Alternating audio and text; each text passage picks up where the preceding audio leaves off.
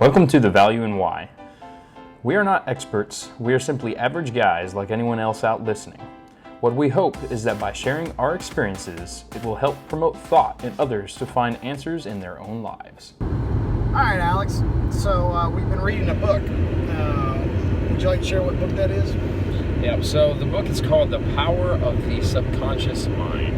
All right, and so basically a little overview of this book is it discusses how the brain is essentially put in two parts. All right, so you have your conscious mind, you have your subconscious mind. So your conscious mind is your active doing. All right, so I'm using my conscious mind right now to drive this vehicle.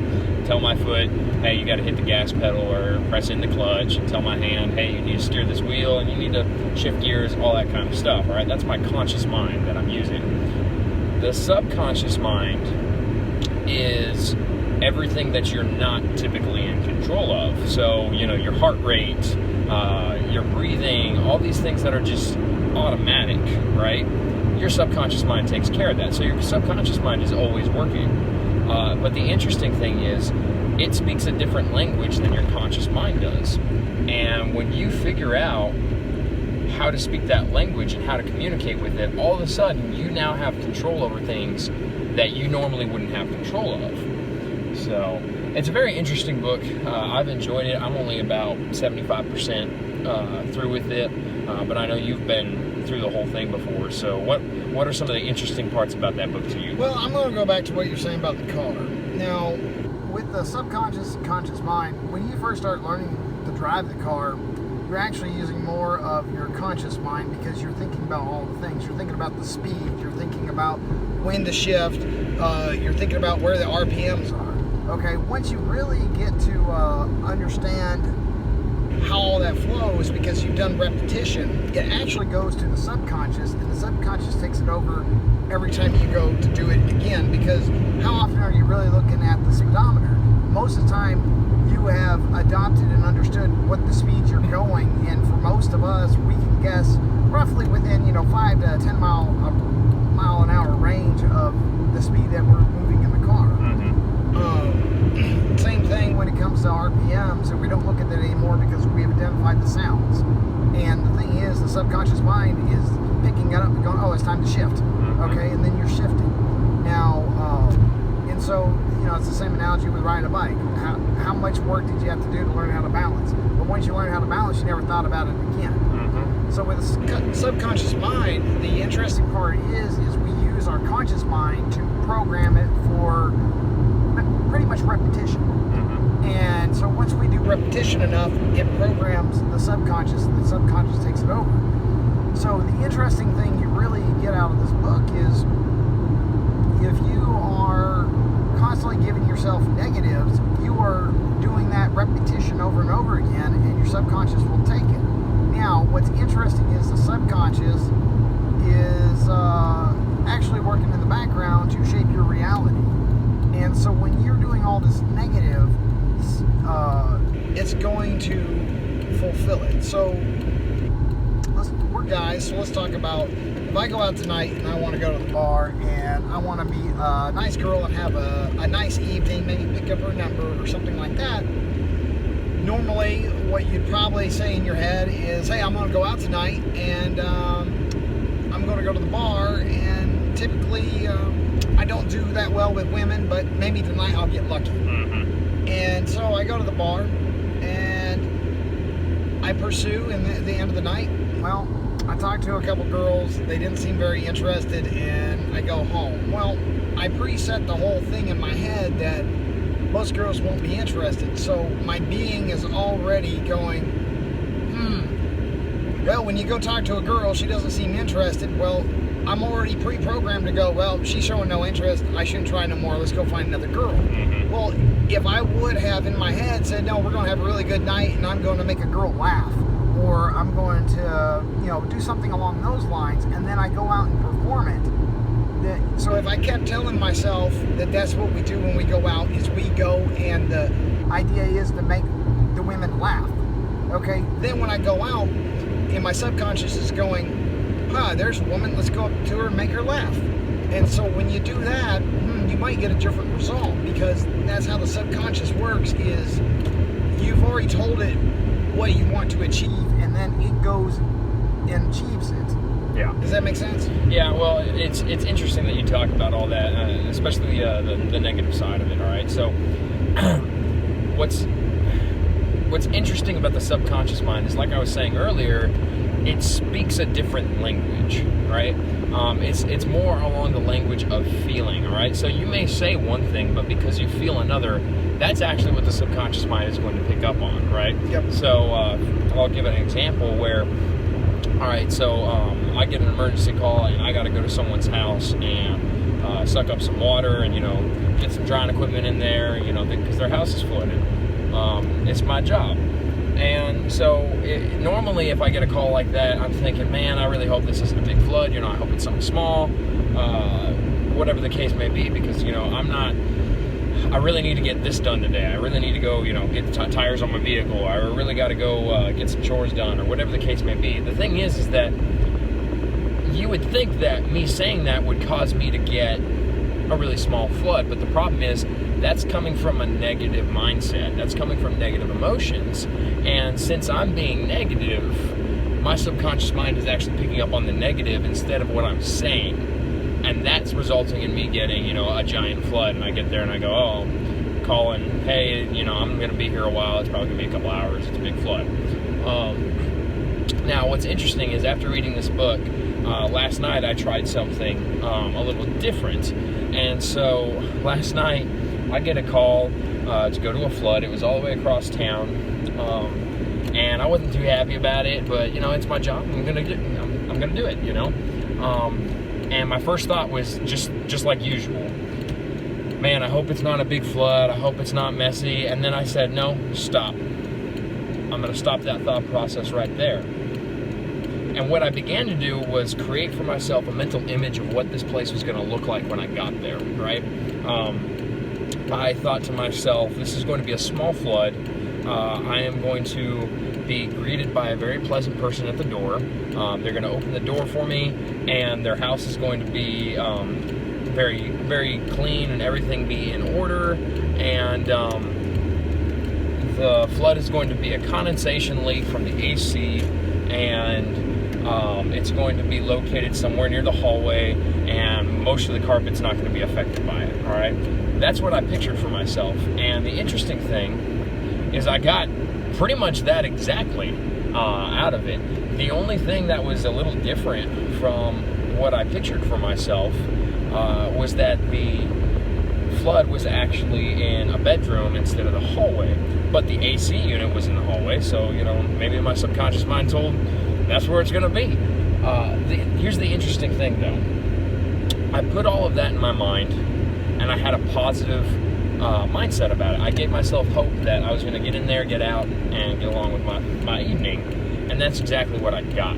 Because I was using my emotions to control my subconscious mind, as opposed to trying to just speak words, right? I was picturing something that was positive to bring my emotions up, so that I was being positive about what I was about to enter into. And that's why my subconscious mind responded.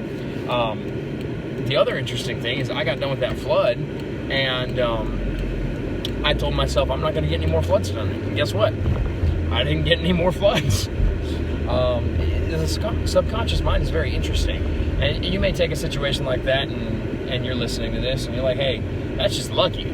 Well, I was about to ask you that question is, okay, what you're describing is something out in the physical realm that you get a phone call. Whatever the situation is already occurred, but you get the phone call and you head out there and you start thinking the way you want it to be. So how in the world would it change for you if it was something different? It wouldn't. Mm-hmm. So how do you explain that what you envisioned was exactly what you came across? Why is it like that? Well, so here's the part that gets interesting. Your subconscious mind is essentially connected to your spiritual self, your soul self, right? And so it sees, it knows, and it has the ability to do things that we are not capable of doing, all right? Things that we would consider to be supernatural. Your subconscious mind actually has the ability to do that because since it is connected to our soul, our spirit, it is also connected to everybody else, right? It can communicate to them. So going back to your demonstration about going to the bar, all right? So if I'm going to a bar and I decide that I want to talk to somebody, and I'm getting ready to go talk to them, but I'm all nervous, and I keep saying to myself, oh, they're gonna freak out, they're not gonna like me, they're gonna be like, who's this weirdo, or whatever the case may be. That's exactly what's gonna happen, because my subconscious mind is actually communicating with their subconscious mind. And that's why that result is happening. So for instance, when I said I'm going to be greeted with someone very pleasant at the door, guess what? My subconscious mind was actually talking to them saying, hey, we're going to be pleasant with each other, and this is going to be easy, all right? And it's very interesting how it works, and it's difficult to grasp at first.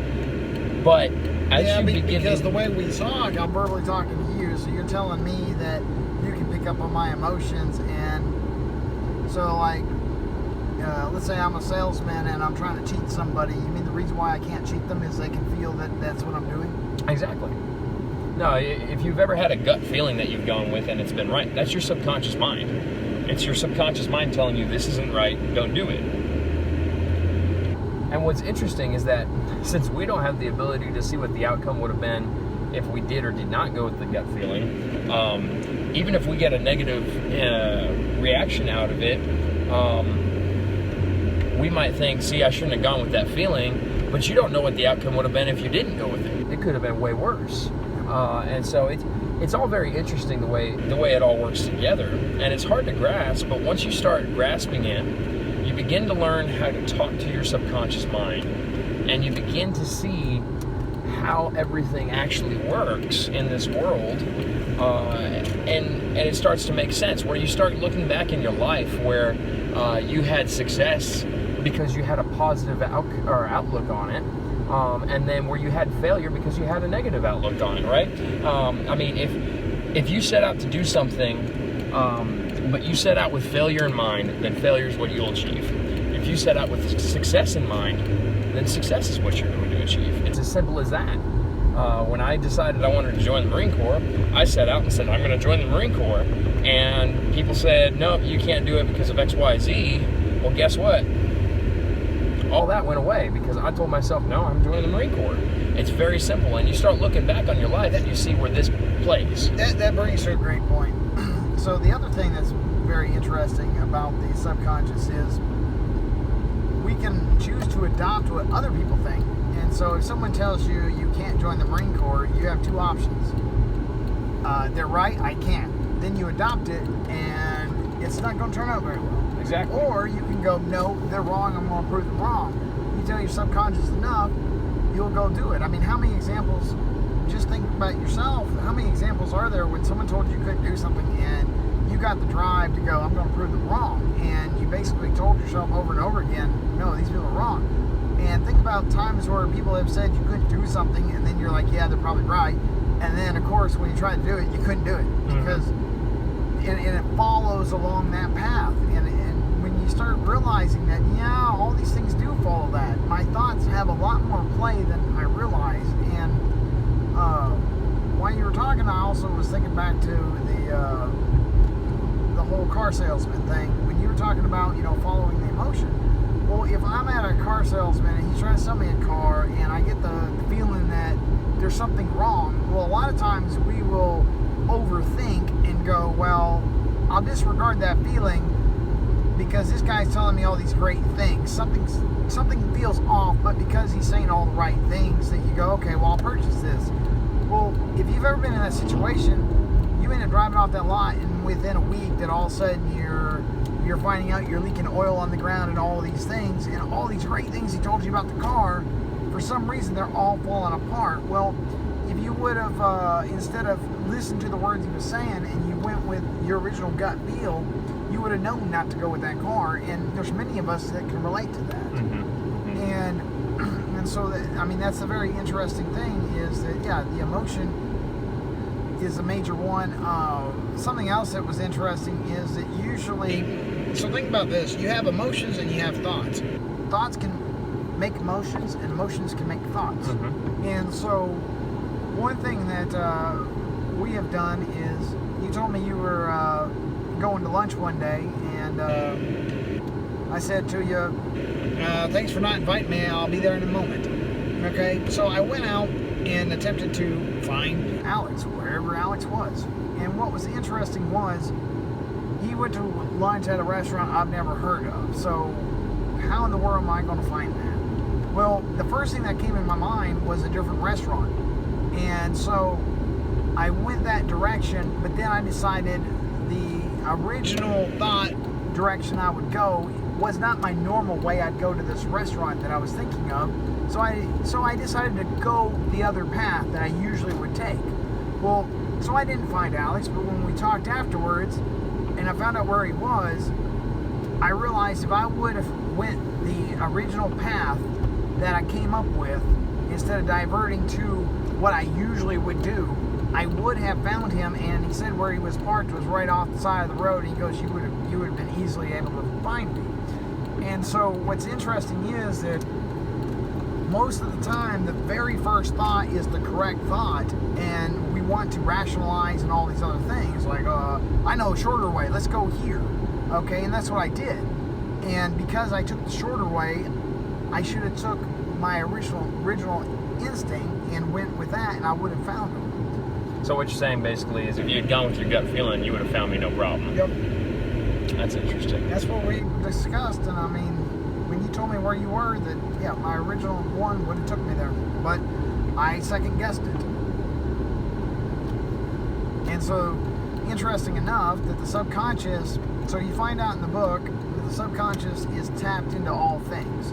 So being tapped into all things, it's all knowing. And so even where other people are, because we are all tapped into this greater all knowing.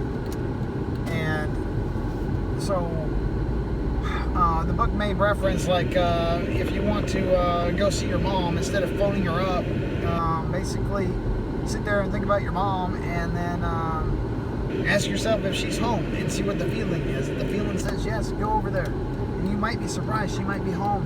And you get to unexpectedly show up and visit, instead of calling her on the phone. Mom, are you home? Can I come over?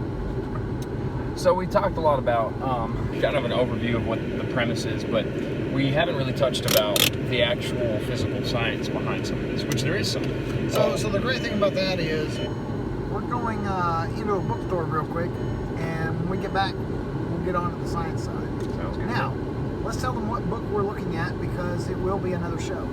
Oh, yes. So we're looking at Mistakes Were Made, But Not By Me. All right. Now, this is a very interesting book. I've actually read it before, and Tim has not. And essentially, it goes right hand in hand with the power of the subconscious mind, where the power of the subconscious mind tells you how to positively program your mind. Mistakes Were Made, But Not By Me is a book that essentially talks about how we have negatively programmed our mind. And so they really go hand in hand, because once you learn how you've negatively programmed your mind, it becomes much easier for you to figure out how to positively charge your mind, if that makes sense. So it's a very interesting book. I may get into it a little bit here, even on this show, just to explain some topics, but we're definitely going to do our own little episode on it. Technical difficulties.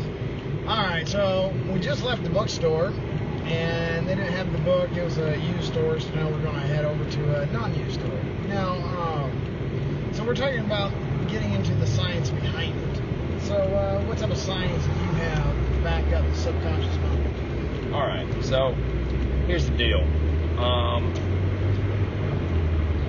Let's look at the human body, alright? The human body is a machine. It has all these different tasks, much like a computer, that is going on all at once, right? And if you want to, you can kind of think of the subconscious mind as the processor that is controlling all of that. So, for instance, your respiration, your heart rate, all things like that, your body, your subconscious mind is controlling that as you speak. And so I don't have to tell myself to breathe. I can control it. I can override it and go, but my subconscious mind is doing that for me, so I don't have to think about it, all right? Because of that, your subconscious mind actually has a much higher connection and understanding of your body than you do. So, for instance, let's say that I wake up one morning and I have a headache, all right? I don't know if you guys have ever had this happen before, where you wake up, you have a headache, and you're just like, oh man, I really need this. I feel like this one thing, like drinking a Sprite or whatever, is going to get rid of my headache, or I think I'm hungry, right? That's actually your subconscious mind saying, hey, this is what I need to clear this up, all right? Your subconscious mind, however, can give your body what it needs and do to your body what it needs to do to heal it, just about anything. Now, the book, Power of the Subconscious Mind, goes over several stories of people who were cured of being lame or paralyzed. People were cured of blindness and other various sicknesses. People got rid of cancer because they believed that they could do it. And they communicated that to their subconscious mind, and their subconscious mind healed them. All right? So it's very incredible what the subconscious mind is capable of. Now, on the flip side of it, there are also instances in which people were told that something was going to cure them, and because they believed it was going to cure them, that's why it cured them. So like the sugar pill tests that they do sometimes, where they'll take a group of people, tell them that this pill, won't tell them what the pill is, but it's this magic pill that will cure X, Y, and Z, and then after the study's over, their symptoms have gone away, but they were told it was just a sugar pill after all. Exactly. And most people are aware of those type of studies. Absolutely. So what happens is, they'll give someone a pill and they'll be like, hey, this is going to cure your headache, or this is going to cure your heartburn, or this is going to cure your diabetes, whatever the case may be. And what they find is that a lot of these people actually do come away being cured, all right? And that's that power of positive thinking. That's that power of positive emotion. You're telling your subconscious mind, no, this is it. We're gonna do this. And your subconscious mind is taking that information and making it a reality, all right? So your subconscious mind, not only does it have the ability to cure your body, but it also has the ability to create your reality. Now, going back to the sugar pill, I'm glad you brought that up, because it brings us into the next portion of the book, which is the power of suggestion, all right? Which, the power of suggestion is very interesting. Let's say that... I suggest that you do not kill us today in the car. Exactly, right? So, the book gives a really good example of the power of suggestion, all right? So let's say someone's on a cruise and they've never been out to sea before, and they're very nervous about it, and they're scared. They don't like the ocean, all kinds of things, all right? This person has a clear fear of the ocean. Now, I could walk up to that person on this cruise, and I could look at them and be like, man, you look pale. Are you okay? I think you're going to be sick.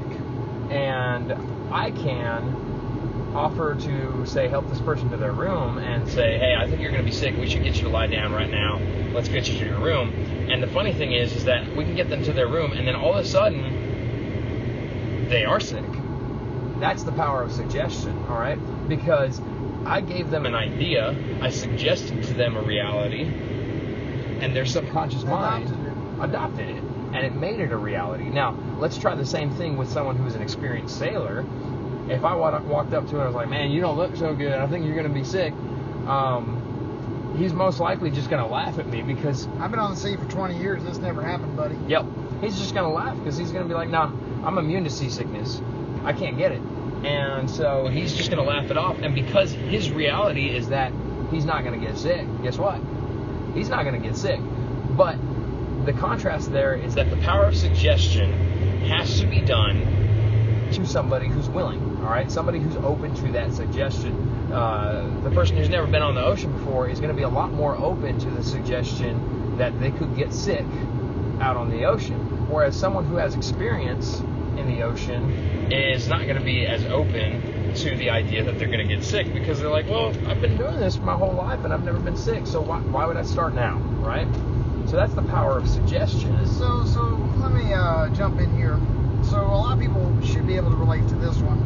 We've talked about it before, that when it comes to drinking, I always, when we're out drinking, if somebody else is around, they're going, oh man, I'm going to have a bad hangover tomorrow, I always end up telling them, you know, I never get a hangover. And I'm like, I don't know how to relate. And I mean, my brother's a great example, that he would get hangovers next day, be out all day, couldn't do nothing, and I'd be like, nope, I normally wake up extra early and I'm ready to go and I don't feel anything, and I can drink as much as he did.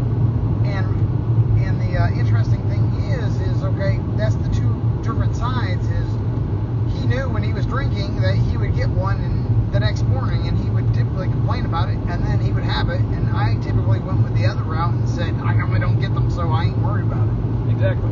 And I think there's a lot of people out there that relate. They typically have some friends that do and some friends that don't. And so when you have that, it's you know, that's something I think a lot of people can relate to. And like I do tell people that I can get a bad headache the next morning from drinking wine. And from reading this book, I'm going, more than likely I have adopted that, and that's probably why I get the headaches. So here's an interesting one for you, all right? Just to give a kind of a real basic example of what Tim's talking about here. How many people out there know a kid, right? They sit down to eat dinner. The mom gives them the plate of food. They look at what's on the plate and they say, what's that? And the mom's like, oh, that's asparagus, or that's spinach, or you know, that's mashed potatoes. The kid's never had it before, and well, I don't like that.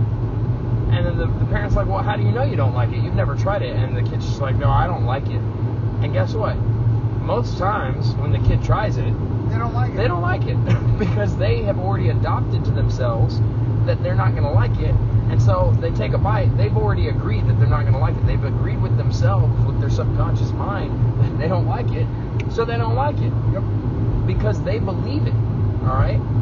I know there are a lot of people out there, I'm one of them, that have found that as they got older, their palates changed. Right? Because what happens is you take a food and you're like, why did I never like that? I don't remember why I didn't like that. And so all of a sudden you try it and you like it. Because you've removed that mental barrier from your mind. So what else stood out in the book for you, Tim? Basically the ability to reprogram. Okay. And so we may have mentioned it earlier, I guess, before we went into the bookstore, but it takes 21 days to make a habit, and it takes 21 days to break a habit. And so the interesting side is if you're wanting to change something, using repetition and forcing yourself to that repetition. So let's just say, since you're lighting up a cigarette, we made that happen. Yep. Easily 21 days. We did it over and over again, and the other side we both can attest to is the more that we've done it, the more we pick up more and more and more. Absolutely. Now, in order to quit the habit, we got to start telling our conscious mind that we're going to quit. Now, it's not I'm going to try to quit, it's I'm going to quit. Mm-hmm. And because with the try, how many times, I've done many times where I've tried to quit, and I know the thought pattern in my head is I'm always like, well, I try, it never works, but let's try it this time. Mm-hmm. And it still doesn't work. And from the book, it is also the words that you use that when you are speaking to yourself over and over again, that they need to be definite words, or it needs to be a very general, because you can't have a negative connotation with it, because then it's just not going to work. In other words, Master Yoda had it right this entire time. Do or do not. There is no try. Yeah. And so it's, do you want to quit or do you not? Because quit fooling yourself, and you tell yourself, I'm going to quit. And then, like, when you get the urge, you tell yourself you don't have the urge. Mm-hmm. Oh, yeah, no. what's hilarious is that you'll find instances in which, I'm sure you guys have had this happen before, where all of a sudden you feel like you need to go to the bathroom, and you don't have a bathroom nearby, and you're rushing to get to one, and the only thing that's consuming your mind is, I gotta pee, I gotta pee, I gotta pee, I gotta pee, I gotta pee. And it just seems like it's getting worse and worse and worse, because you're thinking about it, and you're telling your subconscious brain, we have to pee. Yep. And it's agreeing with you, and it's like, oh, you're right. Let me turn on that switch real quick and make you feel like you need to pee. When in actuality, if you have that happen and you begin to tell yourself, I don't have to pee. I don't have to go to the bathroom. I do not have to use the restroom right now. I'm good. And you continue to reaffirm that to yourself and you believe it, all of a sudden you're going to find that urge is going away. Well, that's interesting you said that, because the other day I was drinking a big jug of water, and I had to go somewhere where I didn't have really good access to a bathroom, and I went, okay, I'm going to be here a while, and I really need to go to the restroom, and I went, okay, I just got to forget about it. Yep. Now, just by telling myself I got to forget about it, I did forget about it, and when I left, I went, oh yeah, I need to go to the bathroom. I don't need to anymore. Okay, this is interesting, whatever. But I mean, a lot of us can relate to those type of things. But yeah, I mean, I definitely got a lot out of the book. The one thing about the book is, I've heard the terminology before when it comes to prayer, to become prayer. And going through this book, I've related it to that, going, okay, that makes sense what it means to become prayer. Okay. Because if you are praying for something, so let's say you go to the doctor and you got told that you're going to have a surgery, but there's a slight chance we won't have to do surgery. Yeah. Just a slight little chance. And you sit there and go, okay, I'm going to pray not to have surgery. Mm-hmm. Now, the thing is, if you just sit there and pray, but you don't believe it and you don't fully adopt the belief, then more than likely you're going to have the surgery. So what you're saying is that when I pray, I need to be in a mindset that my prayer has already been answered. It's already been answered, yeah. Yep. And you got to fully believe it and walk with it. Okay. And so because, you know, on the Christian side of things, they tell you all prayers can be answered, all these things. And of course, we look into the world and we go, hey, I've prayed 1 billion times, nothing happens. Yeah. Well, you've created for yourself a mindset that your prayers don't get answered, and so your prayers aren't going to be answered. Yep. It's that childlike faith. You know, going back to that kid that, you know, eating asparagus for the first time, I don't like that. And they believe it. Well, guess what? They don't like it. As weird as it sounds, that's childlike faith in the fact that they're not going to like asparagus, right? When they say something, they completely believe it. Yep. And we're actually supposed to do the same thing. So let's say, for instance, that, you know, I get cancer.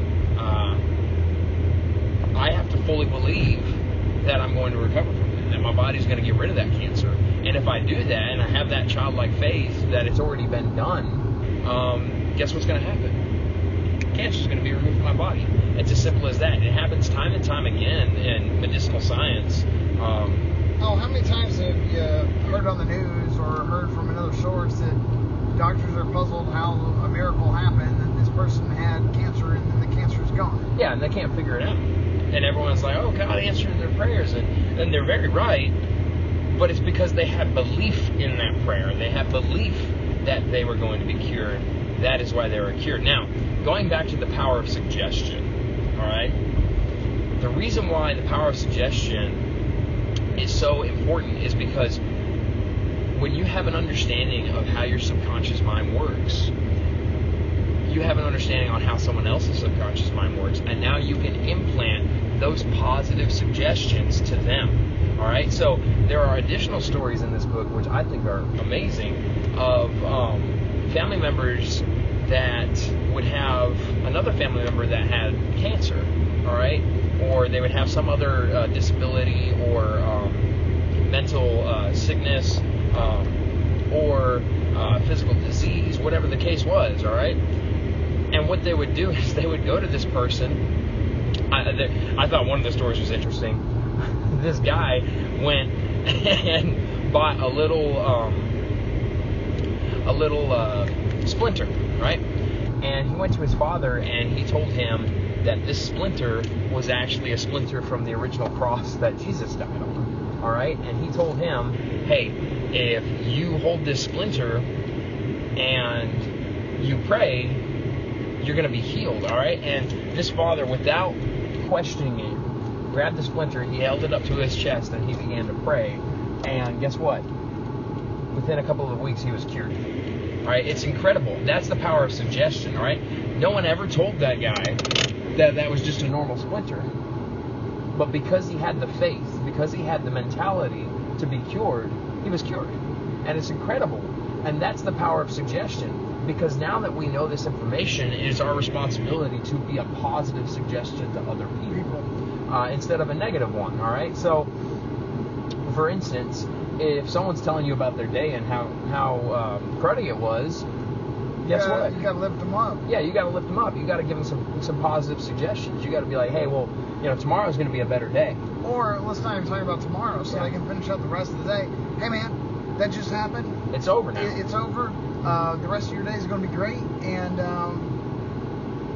think about all the great things that are going to happen. Oh, absolutely. I mean, how many times have you had people who have gone through a stressful scenario? Maybe it's a breakup, or maybe it's a family member passing, or something like that, and they've been stuck in their house for a really long time, and then their friend comes over and they're like, hey, I'm taking you out tonight, and we're going to have a good time. And a lot of the times that works if the person is open to that suggestion. Because if they adopt that as their reality, guess what? It's going to become their reality, and all of a sudden, they're going to get out of the dumps, which is amazing. And that's why I really love this book, because not only does it tell us how to positively program ourselves, but it tells us how we can positively influence other people. And it's really incredible to see what the outcome is. So, me and Tim have decided that we're going to take this information and we're going to try and use it in some areas of our life. So, what are you going to work on? I'm going to surprise you. Okay. All right, so we said we're going to pick 3 each. Okay. All right, I'm throwing in a 4th that we both do. Okay. Since we mentioned this habit and we said that we can use the subconscious to kick it, I think that because it made the show,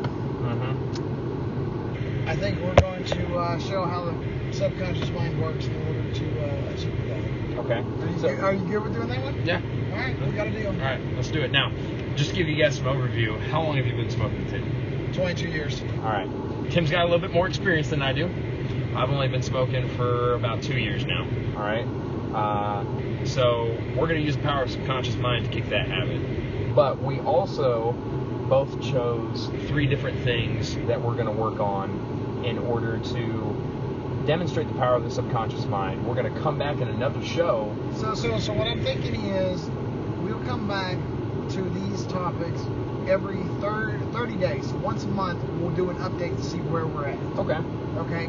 And once we have fully conquered it, we'll come up with new ones, and we'll keep, it'll be a small little update show, like maybe 10, 15 minutes to share what progressions have we made. Okay. Now, here's an interesting thing.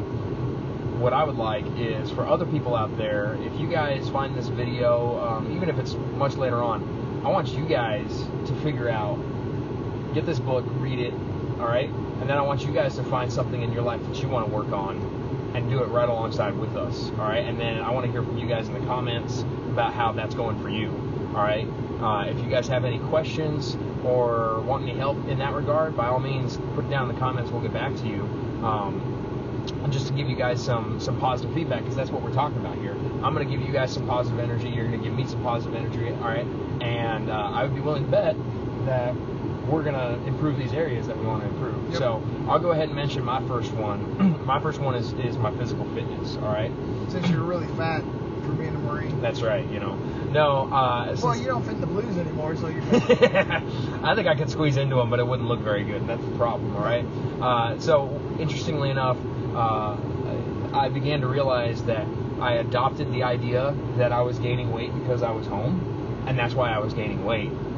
Yep. And so I've gained weight, and I'm like, no, you know what, I'm going to kick that. Well, let's pause for a second. That was something I was thinking about earlier, is mentioning about, okay, how many times do you do a weight loss program and you go, well, the last one didn't do very well, so this one's not going to do very well. We'll see how this goes. Mm-hmm. And so the interesting thing is, all the times I've ever tried to lose weight, it is the one that I put my foot down and said, this is going to happen. Yep. And that was the one that I always lost weight on. But I've tried many things, and I'm like, yep, that didn't work. I tried that didn't work. And it was when I got real mad at myself because I almost got 300 pounds. Mm-hmm. And when I almost got 300 pounds, I got mad. Yeah. When I got mad, that is when I could lose it. But getting to 300 pounds, I tried many times to figure out how to get on a diet and lose weight. Never worked. Yeah. And of course, you had many, you read all these books and all these people got these success stories and these different diets, but it didn't work for me. Why did it work for them and not me? And, number two, okay, you start going, why can a skinny person eat everything they want and nothing happens to them? And I eat a bunch of stuff and I get fat. That's because you believe it. I believe if I eat that candy bar, I'm going to get fat. Mm-hmm. Okay, if I drink too many beers, I'm going to get fat. But the guy that sits in the bar and drinks beer after beer after beer stays skinny. Yep. And you're going, well, it must be he has a high metabolism. Or you come up with all these excuses. Mm-hmm. But the raw reality is he doesn't believe it's going to gain weight. Yep. No, that's exactly it. All right, so your first one is weight loss. Well, that's exactly it. It's not just weight loss. I'm going to do health and fitness, all right? So here's the deal. Going off of what you said, for a long time, I actually was very fat before I joined the Marine Corps, and that was one of the things that was working against me. And everyone didn't believe I was going to have the ability to lose the weight and get in shape. And I had a good friend of mine who developed for me a program for me to lose the weight, and he told me, if you follow this program 100%, you're going to lose weight. All right.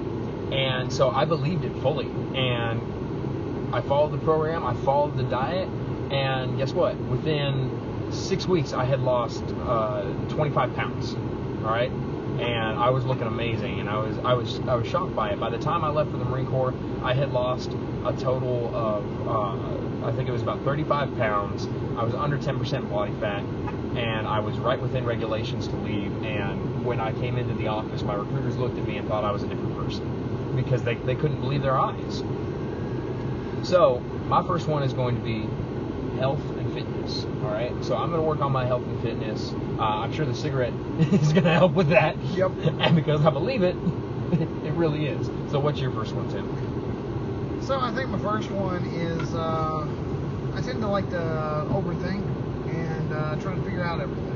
Okay. And one thing I'm learning with the subconscious mind is that it can guide you, and a lot of times the thing it tells you to do is the thing you start thinking and you start doubting it. Yep. And so a lot of times that I'll get in situations, like just business in general, that, well, in this industry that I'm in, it's a hard industry, and very few make it. That's the mindset I've always had, and I just make by in it. Yeah. And I realize that that's a belief that I have adopted, but it's because of how much thought I put around it, okay? I typically look at the ones that super struggle and I go, okay, well, that's because of this, and of course, I'm in the industry and I believe that's why so many people struggle, well, that's why I'm struggling. Mm-hmm. So I want to get my thoughts under control. That's going to be my first one. Okay. So my second one is very similar, along the same mindset. Is I'm going to work on clarity of mind. All right. I find that a lot of the times I have a hard time focusing, especially day to day. I let my thoughts take control of me, and I have one negative experience, and then it just snowball effect, negative. By the end of the day, I'm irritated, and I don't want to do anything. And that's not really how we're supposed to live this life. You take the blows and you roll with them, and you say, hey, that's just an experience. It is what it is. Guess what? I'm going to go have a positive one now. All right. And so I'm going to work on my clarity of mind and see the positive benefits that's going to have on my life, especially when it comes to focusing on these other things that we're working on. The more clear my mind is, the more positive I can be. The more positive I can be, the more I can instill my mind with the thought processes that I need to have in order to get these other things done. So what's your next one? Oh, I just had it in my brain and then I lost it. Oh yeah, so I want to work in discipline. Discipline? Okay. And so the discipline aspect is that it's really easy to come up with excuses not to do something. Oh, absolutely. It's like, okay, well, friends called me to go party tonight, and I already planned that I'm going to get up at 8 o'clock and go walk. Well, if I have the discipline of walking, then that means the choice that I must make is I'm going to have to cut out early. It doesn't matter what anybody else thinks, okay? Every aspect of my life, I need discipline in order to maintain balance, because really easily we can get out of balance because we choose to go with all these other things. And so I realize that that's something major in my life that I need to work on, is the discipline. Okay. So I was kind of racking my brain over a few different things to do for my third one. I thought about doing prosperity or wealth and things like that, but I realized I'm pretty well taken care of. I don't really have any complaints in that department right now. So to really test how potent this stuff is, I chose to focus on improving my eyesight. And I know that sounds kind of strange, but that's why I picked it, because that's one of those far-fetched things that we hear, and it's easy for us to go, there's no way that Yeah, happens. so basically because you don't have cancer, the thing that you know that's wrong with yourself is you can't see. Yeah, no, I have to wear contacts or glasses all the time, and it irritates me. I don't like it. And I want to have perfect vision. I've never had perfect vision in my life. I mean, I've worn glasses from a very young age, and it irritates me. So I'm going to focus my mind on having improved eyesight. And funny enough, I'm supposed to have a checkup here in a few months to get a new prescription. And I'm going to believe You don't need a prescription. that I'm not going to need a prescription, and that my eyesight is going to improve significantly, and that I will no longer have to wear contacts. So I'm gonna work on that. What's your last one, Tim? My third one is going to be, use the word wealth. Now, I'm not necessarily looking for a massive amount of money. I'm trying to be more comfortable. I'm hoping with what I'm about to share that there's people out there that can relate. That I was born with a couple disabilities, and all through school I had to go to resource programs and all these things, and I was always told that this disability was going to stick with me, and it was going to make life hard, and it was going to be hard to have a good paying job and all those things. And I find myself throughout life, I've been at the bottom of the barrel, just basically making above minimum wage and just creeping by. Now, I've always made it by, and I've always had the belief that I've noticed that somehow I've always been able to pay my bills, and I'm like, I am being taken care of. I've always had that belief, but it's been just being taken care of, and I've never been able to get ahead. And understanding what we've read in the book, I'm going, okay, wait a second. That is a belief that I've had all my life, because going through school, I was told by teachers, I was told by parents, I was told by anybody that knew me, that they kept telling me it was going to be difficult because basically I have a reading disorder. And so the belief is, with most jobs, most everything we do in life, you got to be able to read well. Yeah. And because of that, they said I'm going to struggle my entire life. And the truth has been, I have. Oh, absolutely. And so I'm going to clear that belief and start believing in abundance and wealth. And, you know, I have my own business. Like I was sharing earlier, that with that business, that some of the beliefs I have in that business is that, well, it's a tough industry, that's why I'm not doing so well, all these things. Well, they all line up together. So I'm sort of looking at it as, with the ones I want to work on, they're powerhouses that should overlap each other. Does that make sense? Yeah, totally. So, no, I like it.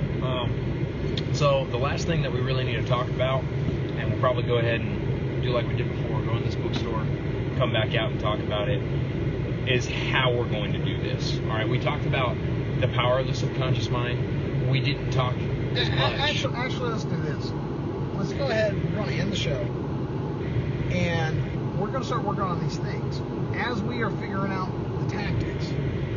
When we do our update show in 30 days, we we'll talk about the tactics that we have used in order to get there. Because right now, we have some ideas. Yes. Okay? And so moving forward, we're going to start implementing. And I would like to be able to share what we have implemented and how we're proceeding. Okay. Sounds good. Well, with that being said, thank you guys for watching. We appreciate it. I hope that you guys decide to take this journey with us. You choose something in your little repertoire of things you want to improve and focus on it. I definitely recommend you check out the book. It is The Power of Your Subconscious Mind by Dr. Joseph Murphy. I think you guys will really enjoy it. You can find it on audiobook. You can even find it on YouTube. So if you guys drive a lot like I do for work, just listen to it. Recommend going through it a couple times. It's going to seem a little fast at first, but really just get into it, think about it, and believe it. And I guarantee you, if you do that, you're going to have some success with the principles that this book teaches. So we hope to see you guys again next time. Next time we do a book talk, it's probably going to be Mistakes Were Made, But Not by Me. And that's a good one. I'm really going to enjoy that one. And there's a bunch more books we'll be doing, and then we'll have other odd topics. I know here shortly we're going to have one on social dynamics. Yes, social dynamics. So the way we kind of want to do some of these is we want to go out there and we want to give you guys a few lessons, but we also want you guys to know us better. So what we're going to be doing is we're also going to be sharing part of our journey, what got us to the point that we decided, hey, we're going to start changing some of our worldviews and our beliefs, and we're going to have a new mindset, things that imprinted on us that we needed to change ourselves and benefit ourselves, and we want to get that information out to you guys so that you guys can understand where we're coming from a little bit more, and we don't just look like two crazy buffoons. Yeah. Thanks for watching. All right, guys, have a great day. Don't forget to hit that subscribe button and then the little bell to get notified. And also, don't forget to like and share our content so that we can get this out there. If you guys have any questions that you want answered, or you have any suggestions for a video topic, please feel free to put that in the comments below.